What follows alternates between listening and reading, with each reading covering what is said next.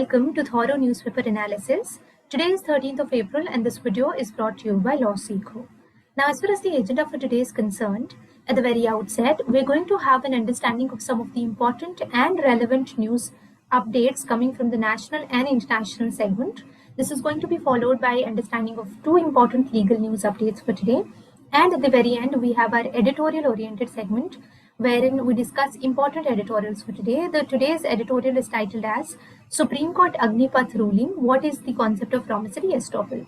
So essentially, the Honorable Apex Court was dealing with challenge to the centre's Agniveer scheme, and the challenge before the Honorable Apex Court was to the decision of the Delhi High Court, which upheld this particular scheme. Now, while the arguments were going on, one of the counsels, he very assertively argued that the concept of promissory estoppel, it is going to come to the aid of the petitioners. Why? Because the petitioners were already, they've qualified their written exam, they've qualified their physical and medical exam, and they were just about to be issued their appointment letter under the old scheme. However, in the meanwhile, the new scheme was notified and thereafter the new scheme was implemented. So therefore, the centre had made a promise to appoint the petitioners under the old scheme, and therefore the petitioners should have been appointed. We're going to have an understanding of this concept. Now let's dive into the TMA for today. The first update is in the segment of national news. Hockey India League is planning to make a return and to revive its league. So see, a decade after it was first launched and nearly 6 years after it was last held, the Hockey India League is all set to make a return. In what is seen as the first step towards its revival, Hockey India League, it has announced on Monday a commercial partner. This commercial partner is going to be tasked with finalizing franchisees along with other nitty-gritties of the league. This league was discontinued in the year 2017 owing to financial burdens on the owners. This update is with respect to the Indian Navy replacing its MiG-29K flight by the year 2035. So the Indian Navy had inducted MiG-29K supersonic air dominance fighters in the year 2010. However, it is going to retire the entire fleet of about 41 jets from services by the year 2035. And this update, it has come about by virtue of the fact that there were severe build quality issues with the jets, which frequently required periodic inspections at very regular small intervals of time. And now, therefore, the Indian Navy is planning to replace this particular fleet with 45 twin-engine deck-based fighters, and it is also reportedly looking to buy 29 Rafale M fighter jets by the year 2030 in order to ease pressure on its existing MiG-29K flight. Now, this update is with respect to introduction of new index. So, an arm of the National Stock Exchange, NSE Indices Limited, on Tuesday launched a new index. This particular index is going to track the overall performance of listed real estate investment trusts and also of infrastructure investment trusts. Now, this update is coming from the state of Himachal Pradesh, which has launched the Sanjeevani project. Now, before we dive into what this project is, it is important for us to understand the economic dynamics of this particular state. See, the economy of the state of Himachal Pradesh, it is predominantly relied on agriculture and animal husbandry. The rural household in the state, they consider livestock care as a very crucial aspect. Therefore, the state government has initiated a project named as Sanjeevani in order to uplift livestock of small dairy farmers and livestock owners. The project is aiming to enhance the lives of farmers by providing them with convenient and high quality livestock care services at their very doorsteps. Now, the next update is with respect to the Indian Institute of Science Bangalore being awarded with the Praj IISER Pune Mimamsa 2023, which is the coveted national science level competition. This competition, it saw participation from 1,000+ teams, and what is significant is that this time the ratio of teams of women-led teams or teams which had a high composition of girls, it has seen a rise of 66% when compared to the last batch of competition. And with this, we've come to the international news segment for today. The first update is about world's least free country index being released.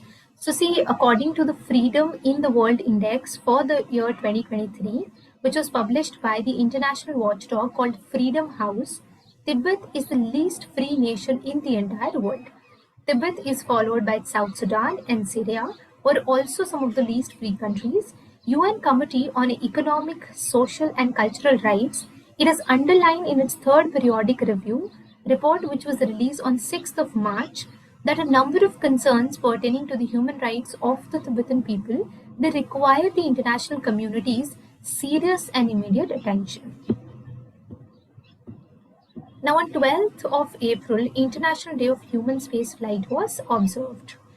The International Day of Human Space Flight, it is observed annually on April 12th. This is done to commemorate the beginning of human space exploration and also to acknowledge the significant contribution of space science and technology in achieving the peaceful use of outer space. The United Nations General Assembly, it passed a resolution on 7th of April in the year 2011, designated 12th of April as this particular day. And the reason for choosing 12th of April was that the first human was who was a Russian cosmonaut. He orbited the Earth on this particular day, very day, in the year 1961. Now, the first update in the segment of legal updates is coming from the Honorable Apex Court itself, which has held that an accused could not claim the benefit of a default bail when he had not challenged the first extension and the second extension was granted in his presence, and when the charge sheet was subsequently filed within the period of extension. The name of this particular matter is Qamar Ghani Usmani versus the state of Gujrat. Next, we have an update from the Honorable High Court of Madhya Pradesh. The Madhya Pradesh High Court has recently presented a very grim picture of the literacy rate in India and held that realities must be taken into account while executing the strict provision of the POSCO Act. The court held that the people, they are unable to read and to comprehend the provisions of the Act, and as such, they should not be liable to the ignorance cannot be an excuse doctrine. The name of this particular matter is Veekesh Kalawat versus the state of MP. And this has brought us to the last segment for today, which is the editorial discussion segment. So the title of this particular article is Supreme Court's Agnipath ruling and what is the concept of promissory estoppel.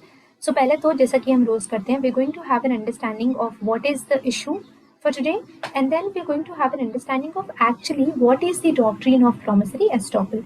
And फिर जो हम doctrine को समझ लेंगे तो हम बात करेंगे जो काउंसिल के आर्ग्यूमेंट्स थे इन दिस पर्टिकुलर मैटर कि कैसे उन्होंने डॉक्ट्रिन ऑफ प्रॉमिसरी एस्टॉपल को रिलेट किया इस पर्टिकुलर केस से, and then eventually we're going to have an understanding of what the Supreme Court had to say with respect to the doctrine of promissory estoppel, whether it is applicable or not. So let's start with the why of this article. तो देखिए essentially हुआ क्या था, Monday को supreme court ने कुछ petitions को dismiss कर दिया था. अब ये petitions क्या थी? These petitions essentially challenged Delhi High Court judgment which upheld the Agnipath scheme for recruitment to the armed forces. तो जैसा कि you would know, in last year around June or July, central government brought about the Agniveer or the Agnipath scheme, जहाँ पे उन्होंने क्या कर दिया था कि यूजुअली इस अग्निपथ स्कीम से पहले का प्रोसेस क्या होता था, if somebody wanted to be a part of the defense forces of the country, they had to appear for an exam after their 12th standard, and post which the recruitment was finalized. You appear for your written exam, you appear for your physical test. Once shortlisted, you are given an appointment and you serve for lifelong. However, जैसे ये नई scheme introduce हुई, now the appointment is based on a contract of 4 years, and post the 4 years, a certain proportion of the cadets, they are going to be retained by the armed forces, जबकि the rest of them, they are going to be released they're going to be retired. So now see, अभी हुआ क्या था कि पुरानी scheme में there were certain candidates, they had cleared their exam, they had passed their physical test, and they were shortlisted for giving an appointment. However, and this happened in the Indian Air Force. However, जैसे ही नई scheme जो थी ये introduce हुई, तो their appointment, it did not come through and they were not actually given the appointment letter.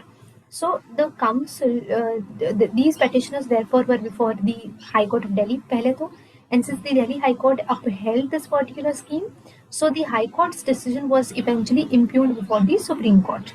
The Supreme Court now also has dismissed these batch of petitions.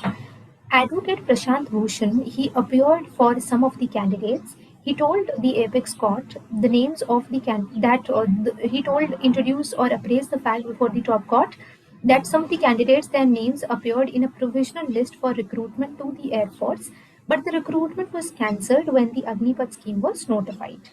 He said that the government must be directed to complete the old process, citing the doctrine of promissory estoppel. अब हम समझते हैं कि promissory estoppel का concept होता क्या है.